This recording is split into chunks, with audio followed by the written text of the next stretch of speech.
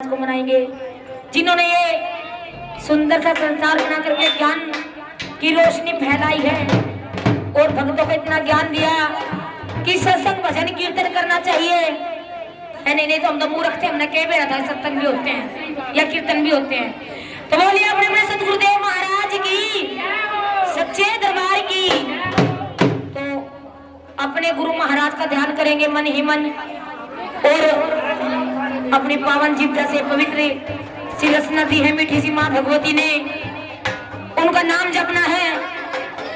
और क्या कहना है बाबा से गुरुदेव जी महाराज के बारे में, बोल सच्चे दरबार की कि मैंने ऐसा